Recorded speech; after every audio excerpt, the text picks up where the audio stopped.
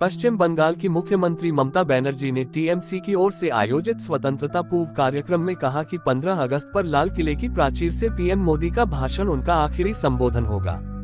बनर्जी ने कहा कि विपक्षी गठबंधन इंडिया जल्द ही रफ्तार पकड़ेगा और 2024 लोकसभा चुनाव में जीत दर्ज करेगा। उन्होंने एक बार फिर केंद्र की मोदी सरकार को आड़े हाथों लिया है। उन्होंने सवालिया लहजे में पूछा है कि क्या हम सच में आजाद हैं? इंडिया गठबंधन देश भर में बीजेपी को हराएगा।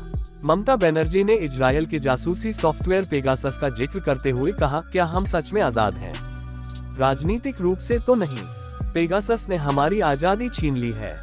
इसके अलावा ममता ने मोदी सरकार पर केंद्रीय एजेंसियों के दुरुपयोग करने का आरोप भी लगाया। उन्होंने दावा करते हुए कहा, कुछ देर पहले मुझे झारखंड के सीएम हेमंत सोरेन ने फोन किया था और कहा था कि किस तरह केंद्रीय एजेंसियां उन्हें परेशान कर रही हैं। उन्होंने बीजेपी पर 2024 के चुनाव से पहले सभी हेलीकॉप्टरों पर कब्जा करने का आरोप लगाया है। उन्होंने दावा किया कि सभी हेलीकॉप्टर बीजेपी ने बुक कर लिए हैं। उनके पास बहुत पैसा है। उन्होंने सवाल किया कि पीएम केयर फंड का पैसा कहां है। ममता बनर्जी ने जाधवपुर यूनिवर्सिटी में छात्र की आत्महत्या के मामले पर भी बात रखी।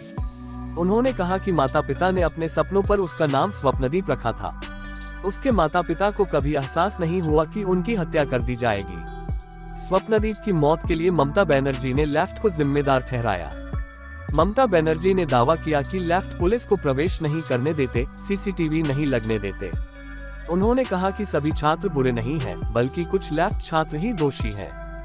जाधवपुर यूनिवर्सिटी स्टूडेंट की मौत पर प्रतिक्रिया देते हुए कहा कि स्वप्नदीप कुंडू के पिता ने मुझे अपने दर्द के बारे में बताया कि किस तरह उनके बेटे को प्रताड़ित किया गया। उन्होंने मुझे बताया कि उन्होंने कभी यह कल्पना नहीं की थी कि उनके बेटे को इस तरह प्रताड़ित कर हॉस्टल की तीसरी मंजिल से नीचे फेंक दिया जाएगा।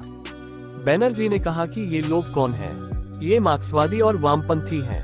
ये लोग तृणमूल को अपना मुख्य दुश्मन मानते हैं। इनमें शर्म नाम की चीज नहीं है।